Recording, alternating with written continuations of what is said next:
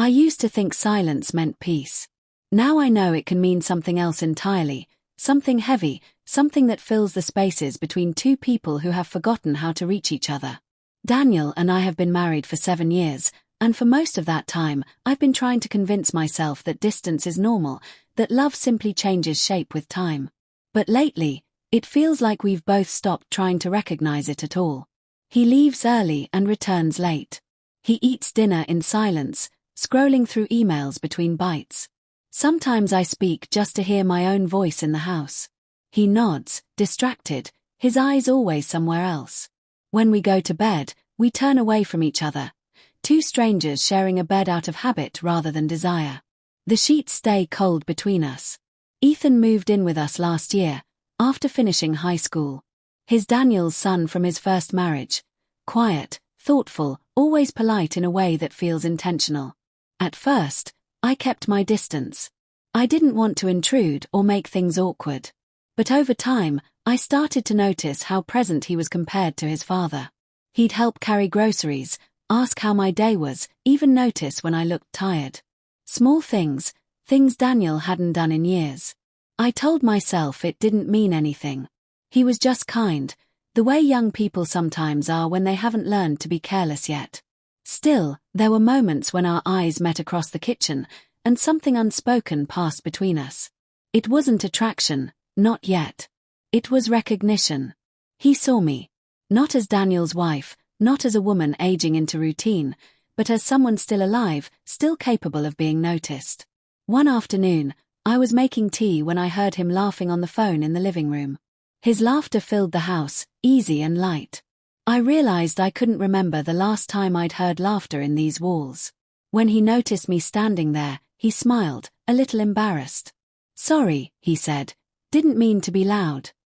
I told him it was fine, that it was nice to hear someone happy.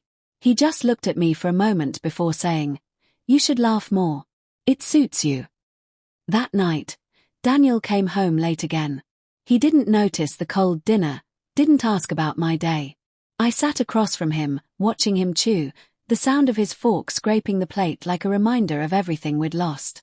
I wanted to ask him if he was happy, but I already knew the answer. He wasn't unhappy, he was indifferent. And somehow, that felt worse. Days passed the same way. Routine wrapped around me like fog. Ethan would come home from his evening shifts, and we'd exchange small talk. I started looking forward to it without meaning to. He had a calm energy, one that made the house feel less lonely. When I'd mention something small, a recipe I wanted to try, a movie I liked, he listened as if it mattered. One evening, the power went out. Daniel was away on another business trip, and Ethan and I sat in the living room lit by candles. It was strangely peaceful. We talked about music, about how he wanted to study graphic design. I told him how I used to paint before marriage, before everything else took over. "Why'd you stop?" he asked. I shrugged. Life got louder than my thoughts. He smiled softly. "Then maybe you should turn the volume down again." Something about the way he said it stayed with me. He wasn't flirting. He was just being honest. Still, I felt something shift, like a quiet crack in the wall I'd built around myself. When I went to bed that night, I couldn't stop hearing his words. The next morning, I found a small sketchbook on the kitchen counter.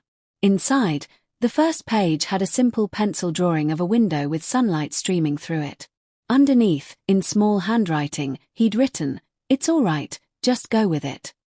I didn't know what it meant, not exactly, but it felt like permission, to feel again, to stop apologizing for wanting something more than numbness. Daniel called that evening. His voice was rushed, distracted. "Flight's delayed. I'll be back in a few days. Don't wait up." He hung up before I could reply. I stood there, phone in hand, feeling the same emptiness I'd felt for months. Then I noticed Ethan in the doorway, watching me. His expression wasn't pity, it was understanding. He didn't say anything, just nodded slightly, as if to say, "I know." We had dinner together. Quiet but comfortable.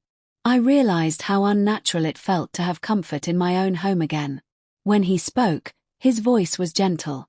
"You don't have to keep pretending, you know." I looked up, confused. Pretending? He shrugged. That everything's fine when it's not. I wanted to tell him that's what marriage becomes, a series of small performances for the sake of peace. But I didn't. I just smiled weakly and said, "You're too young to understand." He leaned back, eyes steady. "Maybe. But I know when someone's sad." That night, I lay awake listening to the rain tapping against the window. I thought about the version of me who used to laugh, who used to paint, who used to be seen. Somewhere between Daniel's indifference and my own silence, that woman disappeared. And now, for the first time in years, I could feel her stirring again, quietly, cautiously, every time Ethan spoke to me. I told myself it was nothing. Just loneliness playing tricks on me. But deep down, I knew loneliness doesn't make your heart skip. It doesn't make you search for someone's reflection in the darkened window beside your bed. It doesn't make you wonder what would happen if you stopped being careful. The next morning, when I came down for breakfast, Ethan was already there, making coffee. He handed me a cup without a word, his hand brushing mine for just a second.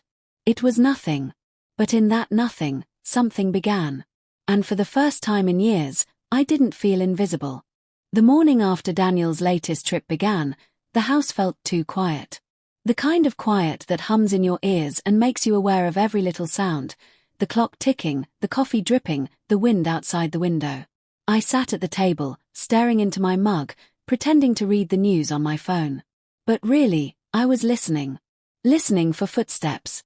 Ethan came down a few minutes later, hair damp from the shower, hoodie unzipped. He smiled faintly. "Morning." Just that, but it landed differently now. His voice had a steadiness that unsettled me, not because it was bold, but because it was gentle. I nodded, mumbling something about the weather, but my heartbeat had already picked up. He poured himself coffee and leaned against the counter. "You okay?" he asked. I hesitated. That question, so simple, felt like more care than I'd received from my husband in months. "Yeah, just tired," I said, forcing a small smile. "You sure?" he asked again. His eyes lingered on mine, searching. I looked away, pretending to straighten the tablecloth. "I'm fine," I repeated, softer. It started to rain again that afternoon. Heavy, grey rain that made the world feel smaller. Daniel texted to say his flight might be delayed another day. Work stuff. Don't wait up. No heart, no warmth, just duty. I dropped my phone on the couch and stared at the window. The rain blurred everything outside until the world was just light and motion. I felt that blur inside me too. Ethan appeared in the doorway. "You okay?" he asked again. This time, I didn't answer. He sat down across from me, watching the rain. For a while, we just listened. The air between us felt charged, like the pause before thunder. "You look sad," he said finally. I smiled without meaning to. "You say that a lot." "That's because you are," he said, still watching the window. I wanted to argue, to insist I was fine. But the truth pressed against my throat. "It's not that simple," I said. He turned to face me. "It never is." There was no pity in his voice. Just quiet understanding. I didn't realize I'd been waiting for that, for someone to see me without asking me to justify it. We talked for hours after that, about small things mostly, his classes, music, memories of his mother. Somewhere in the conversation, I felt something shift. The space between us didn't feel forbidden anymore. It felt inevitable. When the lights flickered from the storm, I laughed nervously. "Guess we're cursed with bad weather this week." He smiled. "Maybe it's trying to tell you to slow down." "Slow down?" I asked. He shrugged. "You never sit still. You keep busy, like you're running from something." I didn't answer. Because he was right. He reached forward, brushed a stray lock of hair from my face. The touch was light, almost accidental, but it sent a ripple through me. I froze, breath caught somewhere between guilt and longing. He noticed my reaction and pulled his hand back immediately. "Sorry," he said, voice low. "I didn't mean to." "It's okay," I interrupted too quickly. For a moment, neither of us moved. The silence was unbearable. Then he said it, quiet, almost like a whisper. "It's all right, Just go with it. I didn't understand what he meant, but the words stuck to me. They lingered long after he stood up, long after he left the room. That night, I lay in bed, eyes open, watching the shadows on the ceiling. I replayed every word, every glance, every small kindness. I told myself it was just empathy, that he was young and compassionate, nothing more. But deep down, I knew the truth. There was a line somewhere, invisible, unspoken, and we were standing dangerously close to it. The next day, I tried to avoid him.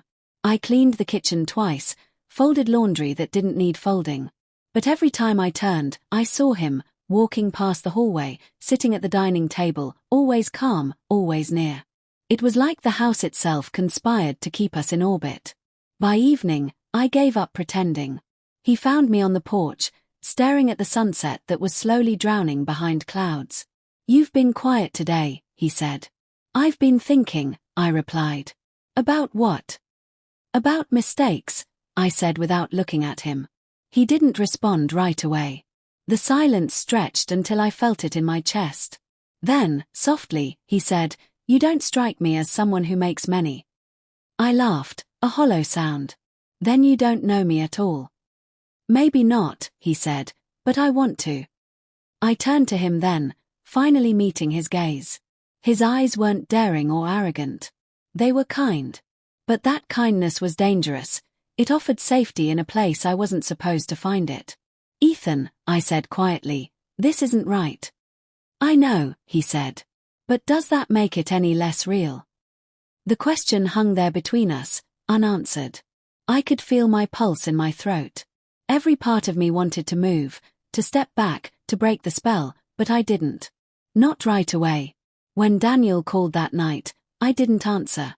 I just watched the phone light up and fade again. The guilt came quickly afterward, thick and suffocating. I told myself it was just confusion, that it would pass. But deep down, I knew we'd already crossed something that couldn't be uncrossed, even if it was only in thought, not action. Later, as I turned off the lights, I found the sketchbook again. The words on the first page seemed to echo in the dark. "It's all right, just go with it." I whispered the phrase to myself like a secret, wondering whether it was advice or temptation. And for the first time, I wasn't sure which one I wanted it to be. The morning started with the sound of rain again, that same steady rhythm against the windows that had begun to feel like a soundtrack to my life. Daniel was still gone, somewhere between airports and meetings, his absence stretching longer than he'd said it would. I moved through the motions. Coffee, dishes, laundry. Everything was automatic, but my thoughts were anything but calm. I kept replaying Ethan's words in my head. "It's all right, just go with it." They echoed like a question I was too afraid to answer. Ethan was in the kitchen when I came downstairs. He was sketching at the counter, pencil moving lightly across the page. When he looked up, he smiled, the kind of smile that reached his eyes, the kind that made everything inside me tighten. "Morning," he said softly. I nodded, trying to act normal. "You're up early." "Couldn't sleep," he said. "You?" "Same," I replied. The silence that followed was thick. I could feel him watching me, though he tried to hide it. Every movement, the way he stirred his coffee, the way he tilted his head slightly when I spoke, felt magnified. I told myself to step away, to go upstairs, to draw a line before it blurred any further. But I didn't move. Instead, I asked what he was drawing. He turned the notebook around.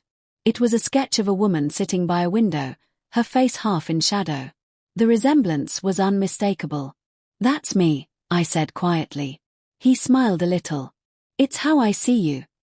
I didn't know what to say. The room suddenly felt smaller, the air heavier. I wanted to tell him to stop, to say it was inappropriate, but the words never came. Maybe because a part of me didn't want them to. "Ethan," I said, my voice low, "this isn't right." "I know," he said again, his tone calm, unashamed. "But you don't look at me like I'm wrong." The honesty in his voice cut through me.